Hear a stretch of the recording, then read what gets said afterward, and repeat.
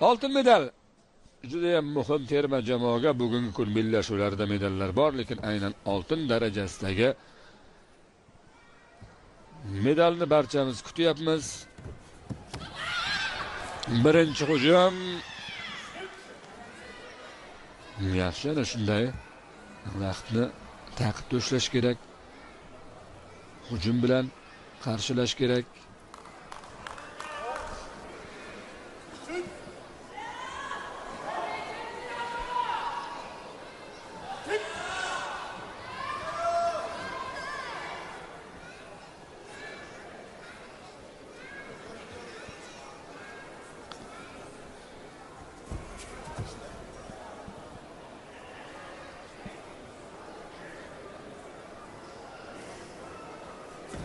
Yana bitta harakat va mana faollik holati bo'yicha ham hozir baholanish kerak. Bu muvozanatdan chiqarsin bo'ldi bu birinchi zarba.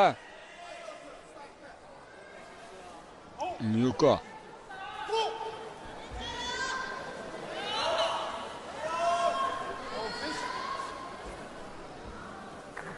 Birinchi qadam tashlandi. Sevinch Rahimova yaxshi reja bilan hujum edi. Endi yana bir bor ehtiyotdan bo'lish kerak edi. Oyoq zarbalari o'rnatib. Ay, pon bu endi 3 ochko degani.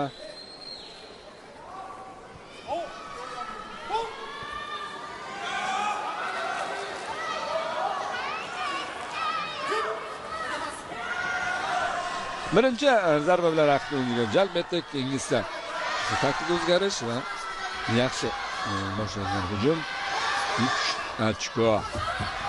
Endi raqib yaqinroq kelaveradi. Buyog'iga o'sha Yukoga harakat qilish kerak. Qo'ldagi zarbalar birinchidan himoyaga zamin yaratadi, ikkinchidan raqib erkin hujum qilishiga yo'l bermaydi. Mana shunday turish holatlarini o'zgartirayotgan paytda yana bir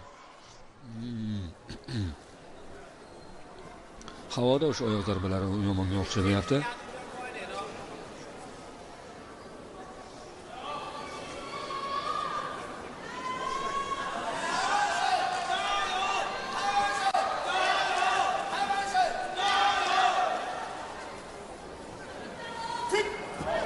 Endi bu mamlakatda Xitoy Taipei sportchining ishqibozlari ko'p o'zidan tushunarli. Bizda ham bugun aynan musobaqada ishtirok etayotgan rasmiylar u sportchilar umid qilamiz. Afsuski bitta Yuko o'tkazib yuborildi.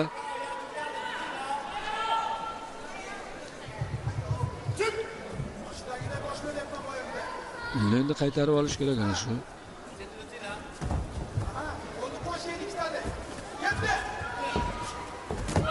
Yaxshi birinchi bo'lib ulgurayotganligi.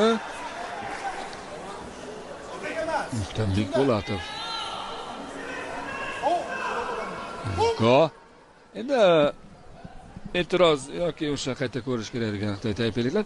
Hozir bizni sportchimiz qo'lga kiritayotgan Yukoga e'tiroz yo'q nazarimda. O'zlarida ham bal bo'lishini xohlayapti. Chunki bir paytda ikkala zarba bergandek bo'ldi.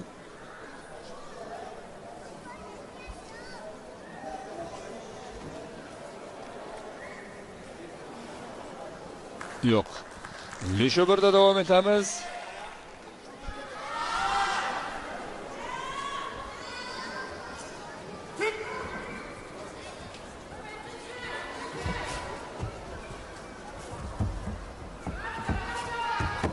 Yaxshi yana aypon. Mana bu endi 8 o'bar.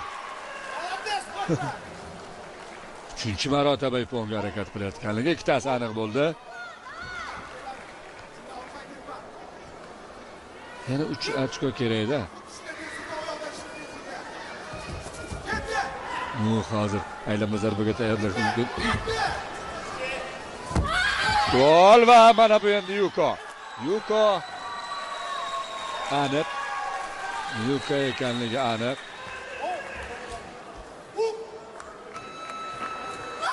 Sakkiz ochkolik farq o'ziga kelyapti. Bu degani muddatdan oldin g'alaba va oltin medal. Bugun Osiyo o'yinlarida terma jamoada 21-oltin medal bo'lyapti. Buni karate bo'yicha Sevinch Rahimova. O'zbekiston terma jamoasi tarkibida karate sportchilarimizning ham katta g'alabasi hissasi bo'ldi. Aynan musobaqalarning so'nggi kunida karate bo'yicha ayollar o'rtasida 55 kilogrammda Osiyo o'yinlari g'olibligi O'zbekiston sportchisiga nasib etyapti. Tabriklaymiz mana shu sportchimizni, murabbiylarni, barchani. O'zbekiston delegatsiyasi uchun 21-g'alaba. Indoneziyada aynan g'alabalar, oltin medallar 21 ta bo'lganmidi? Demak, oltin holati Sevinch Rahimova g'alabasi bilan takrorlanyapti.